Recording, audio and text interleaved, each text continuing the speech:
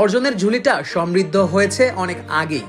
Lionel Messi ব্যক্তিগত কিংবা দলীয় ফুটবল পিচে সব অর্জনেই ছাড়িয়ে গিয়েছেন সবাইকে। অন্তত স্বীকৃতি আর সম্মাননার বিচারে এই আর্জেন্টাইনকে সর্বকালের সেরা মানতেই হচ্ছে।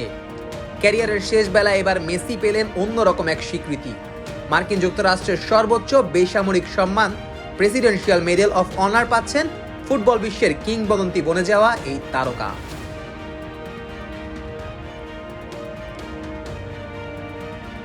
আগামী 20 জানুয়ারি আনুষ্ঠানিকভাবে হোয়াইট হাউস আসবেন নতুন নির্বাচিত প্রেসিডেন্ট ডোনাল্ড ট্রাম্প।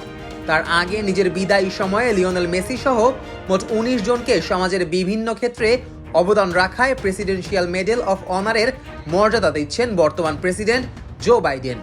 মেসি ছাড়াও ক্রীড়াঙ্গন থেকে এই পুরস্কার পাচ্ছেন ম্যাজিক জনসন। মার্কিন বাস্কেটবল লিগ এনবিএতে 5 বারের champion Magic Johnson Los Angeles লেকার্সের হয়ে বাস্কেটবলের প্রেস্টিজিয়াস শিরোপা পেয়েছিলেন এই তারকা। শনিবার এক দাপ্তরিক ঘোষণায় চলতি বছরের প্রেসিডেন্সিয়াল মেডেল অফ অনারের জন্য মনোনীত 19 জনের নাম ঘোষণা করে মার্কিন প্রেসিডেন্টের সরকারি বাসভবন হোয়াইট হাউস। সেখানেই উল্লেখ করা হয় লিওনেল মেসির নাম।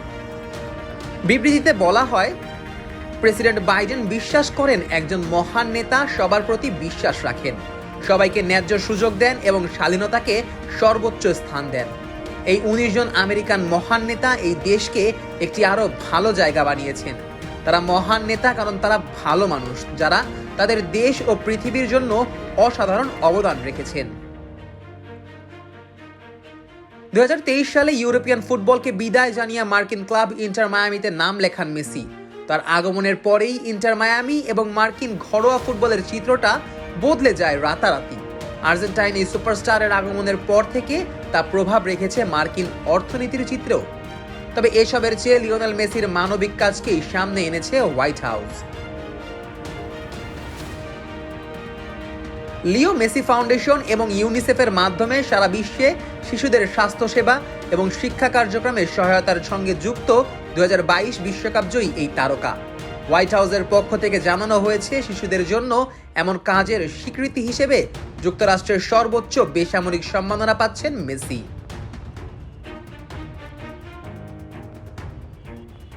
বর্তমান চুক্তিতে লিওনেল মেসি যুক্তরাষ্ট্রে আছেন 2025 সালের মাঝামাঝি পর্যন্ত। এরপরেই হয়ে যাবেন ফ্রি এজেন্ট। যদিও ইন্টার মায়ামির মালিক পক্ষের বিশ্বাস, চুক্তি নবায়ন করবেন লিওনেল মেসি। বিশেষত 2026 বিশ্বকাপ যুক্তরাষ্ট্রে অনুষ্ঠিত হওয়ার কথা রয়েছে। ফুটবল ইতিহাসের সম্ভাব্য সব সাফল্যের স্বাদ পাওয়া মেসি ফুটবল ইতিহাসেই সবচেয়ে বেশি শিরোপা জয় করা খেলোয়াড়। ক্যারিয়ারের একেবারে শেষ পর্যায়ে পুরো বিশ্বের অন্যতম প্রেস্টিজিয়াস পুরস্কারও পাচ্ছেন লিটল ম্যাজিশিয়ান মেসি। ফুটবল মাঠের বাইরেও যে লিওনেল মেসি একজন বড় নাম, সেটার স্বীকৃতিটাও হয়তো এবার দিচ্ছেন মার্কিন president Joe Biden. Najmus Shakib, on field.